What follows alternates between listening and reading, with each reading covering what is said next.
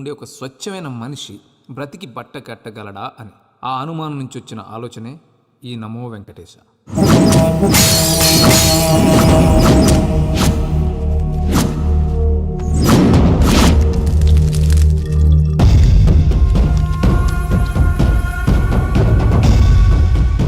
ఏంటి రామానుజం లెక్కలు చూడకుండా దిక్కులు చూస్తున్నావేంటి? చూడండి గురుగారు, ఆయిల్ పట్టిన అడవి పందిలా ఉన్నాడు, కోస్తే కర్నూలు మొత్తం జరిపోతాడు, వీడికి ఆ బంగారు బొమ్మ లాంటి పిల్లతో పెళ్ళంట. ఏం కాంబినేషన్ అండి ఇది? కాంబినేషన్స్ మనం ఫిక్స్ చేసుకుంటే సరిపోద్దేంట్రా, ఆ పైవాడు ఫిక్స్ చేయొద్దు. ఏంటి చెప్తారు? అవతల వాళ్ళు పెళ్లికి ఏర్పాట్లు చేసుకుంటుంటే. ఓ అబ్బో, రామాయణంలో రావణాసురుడు కూడా సీతమ్మ వారిని తీసుకెళ్లి ఇంతకంటే బందోబస్తు ఏర్పాట్లు చేశాడు. చివరికి ఏమైంది? రాముడి చేతిలో తుక్కు తుక్కయ్యాడు. ఏవో పురాణాలు చెప్తూ ఉంటారు. సరే, ఈ యాంబియన్స్ కు తగ్గ రిఫరెన్స్ చెప్తాను. ఒక్కడి సినిమా చూసావు కదా? చూశాను. భూమికను పెళ్లి చేసుకోవడానికి ప్రకాష్ రాజు నానా పాపాలు చేశాడు. క్లైమాక్స్ లో ఏమైంది? మహేష్ బాబు చేతిలో బట్టి గరిచాడు. అయితే ఇప్పుడు ఏమంటారు? స్త్రీకి ఇష్టం లేకుండా పురుషుడు పెళ్లి చేసుకోవాలనుకుంటే అది జరగదు. అయితే ఇది జరగదా? అయ్యగారు, పూజమ్మ గారు కనబడట్లేదు అయ్యగారు. జరిగిందా? గురుగారు ఎలా చెప్పగలిగారు? ఫార్ములా రామానుజం. ఒక్క నిమిషం గురుగారు.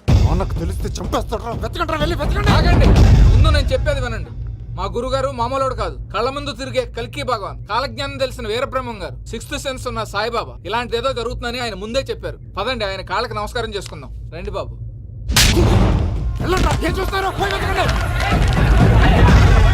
ఏంటి గురుగారు ఇలా కొట్టేశాడు?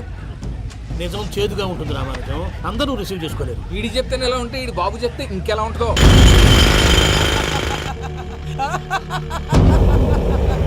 చంగరాయుడు, నీకు నచ్చిందల్లా కావాలంటే ఎట్టా కుదురుతాయా? నా క్వారీ నీకు నచ్చింది నిజమే, అందుకని దీన్ని నీకు అమ్మేయాలా? నువ్వు చెప్పేది ఎలా ఉందంటే నాకు నచ్చి నేను అమ్మమంటే నువ్వు అమ్ముతావా? కొన్ని కుదరవు. నీ ధైర్యానికి కారణం గురువారి, వాడు జైల్లో ఉన్నాడు. పులి జైల్లో ఉండొచ్చు, పులి పిల్లలు అంటే ఆయన మనుషులు బయటే ఉన్నావు.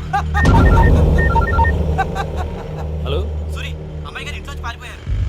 అయ్యారు, పూజం గారి ఇంటి పారిపోయారంటే. ఇంట్లో ఆడవాళ్ళనే కంట్రోల్ చేయలేనోడు మనల్ని కంట్రోల్ చేస్తాడంటరా.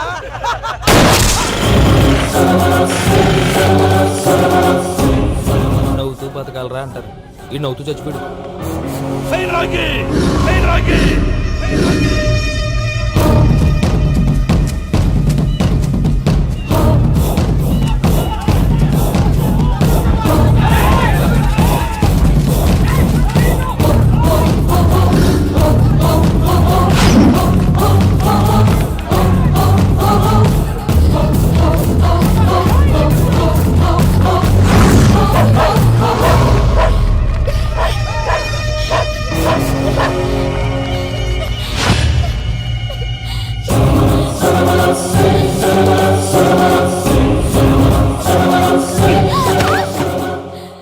నా గురించి నీకు కొంచెమే తెలుసు, పూర్తిగా తెలుసుకోనీకే ట్రై చేయకు. నువ్వెంత ప్రయత్నించినా ఈడ నుంచి తప్పించుకోలేవు. నా కొడుకుతో నీ పెళ్లి జరగాల జరుగుతుంది.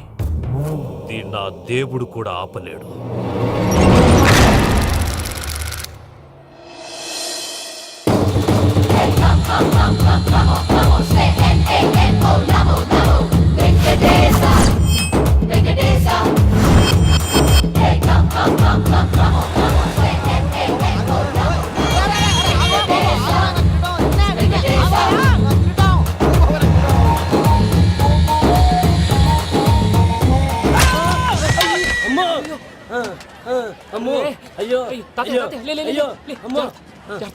నీకేం కాలేదు కదా?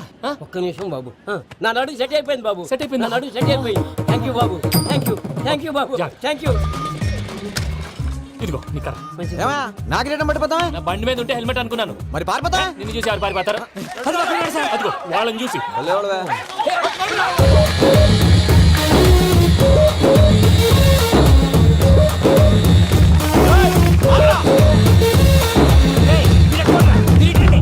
నేను దూకేస్తాను, నేను రాను. నీకు నచ్చిన అబ్బాయి నుంచే పెళ్లి చేస్తాను, కిందికి రారా. ఇప్పుడు ఇలాగంటారు, కిందకు వచ్చాక మాట మారుస్తారు. నేను దూకేస్తాను, వద్దు నాన్న, వద్దు. నేను దూకేస్తాను. బాబు!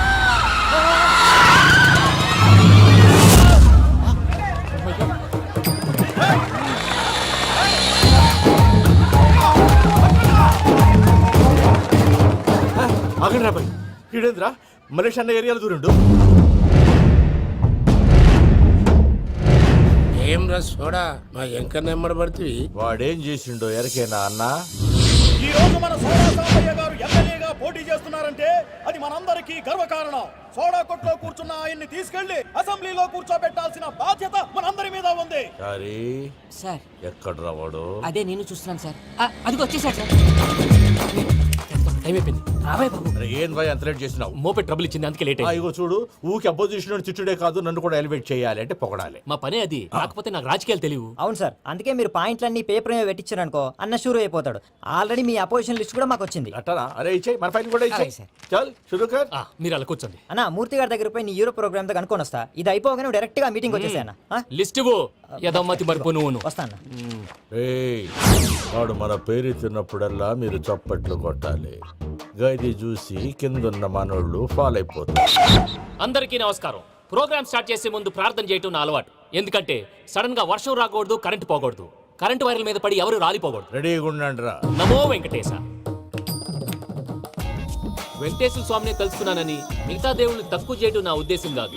ఎవరు గొప్పతనం వాళ్ళది. ఉదాహరణకి రెడీగా ఉండండి రా. వినాయకుడు. ఆయన ఏం తక్కువ తిన్నాడా? ఆ దేవుళ్ళ మీటింగ్ గురించి ఆపేసి మా మీటింగ్ సంగతి చూడు. సమయాభావం వల్ల అందరి దేవుళ్ళు కవర్ చేయలేకపోతున్నాను. ఇప్పుడు మీ అందరికి ఒక ముఖ్యమైన వ్యక్తిని పరిచయం చేయబోతున్నాను. రెడీగా ఉండండి రా. చిట్టి బాబు. చూడ్డానికి పొట్టిగా ఉన్న చాలా గట్టివాడు. వీడు ఇప్పుడు ఒక వ్యక్తి గురించి కొన్ని నిజాలు చెప్పబోతున్నాడు. ఆ వ్యక్తి ఎవరో కాదు. రెడీగా ఉండండి రా. Is none other than soda Sambaiah. 5వ తారీఖు అంటే అది. అయ్యో బాబాయ్ ఫైల్ మారిపోయింది. భయ్య పరిస్థితి ఏంటో తిప్పు తిప్పు. చిట్టి బాబు, మన సోడా సాంబయ్య గురించి కొంచెం చెప్పు. ఆయన చాలా కింద నుంచి పైకెట్టాడు. చిన్నప్పుడు స్కూల్లో పక్కోడి బలిపాలు పెన్సిల్ దొబ్బేసేవాడు. అంటే శ్రీకృష్ణుడు టైప్ అనమాట. గివెందుకు చెప్పిస్తున్నాడు రా? లీడ్ తీసుకుంటున్నాడు. ఏదో ఉంటా సార్. చిన్నప్పుడు ఇలాంటి చిలి పనులు అందరూ చేస్తారు. వేరే ఏమన్నా చెప్పు. థియేటర్లో బ్లాక్ టికెట్లు అమ్ముకునేవాడు. చెప్పమంటావా? బ్లాక్ టికెట్లా? ఏంటి చిట్టు బాబు? దొంగ నోట్లు కూడా మార్చేవాడు. చెప్పాలి. దొంగ నోట్లా? ఏంటలా నోరేళ్ళు పెట్టావు? అమ్మాయిలను దుబాయ్ షర్ట్లకు అమ్మేవాడు. ఆ విషయం కూడా చెప్పమంటావా? ఆవేశపడకండి, పబ్లిక్ ఏదో ఉంటది. చచ్చా, సోడా సాంబయ్య అలాంటి మనిషి కాదు. నా ఓటు ఆయనకే.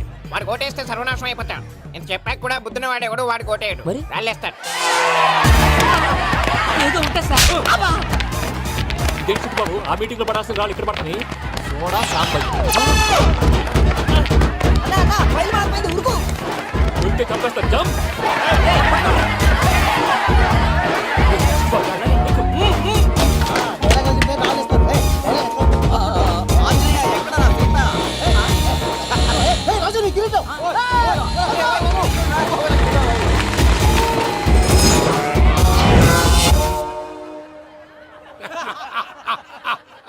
టోటల్ గా సోడా గ్యాస్ తీసేసిండు అన్నమాట. అరే ఇజ్జత్ పోయి మేము ఏడుస్తా ఉంటే గట్లా నవ్వుతారేమరా? మా ఎంకన్నంటే ఎవడనుకున్నావురా? సాక్షాత్తు ఎంకట రమణమూర్తే. మరిగా సామె మా ఎంకన్నతోని నిజం చెప్పించిండు. అరే ఏమన్నా లాజిక్ మాట్లాడుతున్నావు? మరి అదగాడిని అప్పగించు, లేదంటే గాడిని ఎలా తీసుకెళ్లాలో మాకెరకనే. అయిపోయిండ్రా కథ. ఎంకరం తీసుకోపోతావు? తొలకపోతావే? నా ఎంకరం తోలుకోపోతావు? అరే కాబోయే ఎమ్మెల్యే కొడతావు? అరే నువ్వు ఎమ్మెల్యే అయితే నాకేది బే? నడు బే, నడు. నా ఎంకరం అరే వాడిన ఇజ్జత్ తీసుకున్నాక ఇచ్చతా నీకు ఇచ్చదేంద్రా బస్సే బాస్ నీ లంగమని ఎవరు ఊరుకో పెద్దమ్మా. ఇందులో ఆయన తప్పే ఉంది. బోల్ డబ్బులు పెట్టి మీటింగ్ పెట్టాడు. అది నా వల్ల అప్సెట్ అయింది. అందుకే నా వెంట పడ్డారు. మీరు ఉండండి. అంతే అంతే. నువ్వు వెళ్ళండి వెళ్ళండి. వస్తానన్న అక్క జర బీపీ తగ్గించుకోరా. నీ ఆరోగ్యం గురించి చెప్తున్నానక్క. మీరు వెళ్ళండి సార్. పెద్దమ్మా, అతను చెప్పింది నిజమే. నువ్వు కొంచెం బీపీ తగ్గించుకోవాలి. గట్లనే తక్కువ చేసుకుంటా. ఏంది భయ నారాయణ, ఊరుకూరుకొని రమ్మంటివి? మన ఎంకన్నకి పెళ్లి గిట్ల ఏమైనా సెటిల్ అయిందా? వీడికి ఇంకా పెళ్లి అవ్వదన్నా. అందుకే మేము ఇద్దరం కలిసి పుణ్యక్షేత్రాలకు పోదాం అనుకుంటున్నాం. ఆ విషయం నీతో చెబుదామని. ఏం మాటలు బాబాయ్? లేకపోతే ఏంట్రా, మీ నాన్న పోతూ పోతూ నిన్ను నా చేతిలో పెట్టిపోయాడు. ఇప్పుడు ఆ బాధ్యత పెద్ద బరువు అయిపోయింది. అరే ఇప్పుడు ఏమైందని ఎంకన్నను బంగారం లెక్క పెంచితివి. పెంచితే సరిపోతుందా? వీడికి 20 సంవత్సరాల వయసు వచ్చినప్పటి నుంచి సంబంధాలు చూస్తున్నాం. మొదట్లో వర్షాకాలంలో వర్షాలలాగా విపరీతంగా వచ్చాయి. తర్వాత ఎండాకాలంలో వర్షంలాగా అప్పుడప్పుడు వచ్చాయి. ఇప్పుడు కరువు వచ్చినట్టు అసలు రావడమే మానేసి. బాబాయ్, జీవితం తోట లాంటిది. అందులో మనం తోటకూర లాంటి వాళ్ళం. తోటకూరతో పప్పు చేసుకోవచ్చు, వేపుడు చేసుకోవచ్చు. అంతేగాని రసం సాంబార్ చేసుకోలేం కదా. సంబంధం గురించి మాట్లాడుతుంటే సంబంధం లేకుండా మాట్లాడతావేంట్రా? సంబంధం ఉంది పిన్ని. నా డ్రీమ్ గర్ల్ కనిపించే వరకు పెళ్లి చేసుకోవాలని చెప్పాను కదా. నా చిన్నప్పటి నుంచి ఏ మాట చెబుతున్నాడు. ఆ డ్రీమ్ గర్ల్ ఎక్కడుందో ఎలా తెలుస్తుంది? నాకు తెలుస్తుంది. తుఫాన్ వచ్చే ముందు హెచ్చరికలాగా ఆ అమ్మాయి ఎదురుపడినప్పుడు నాలో కొన్ని కదలికలు వస్తాయి.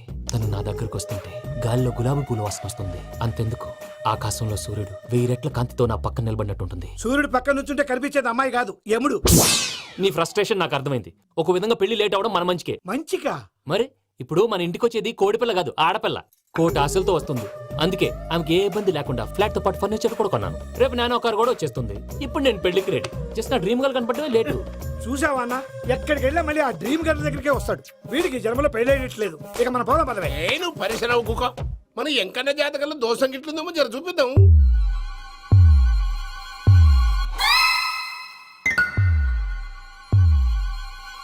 ఏంది పంతులు, గంట సంధి అద్దం పెట్టి ఓ చూస్తాంటివి.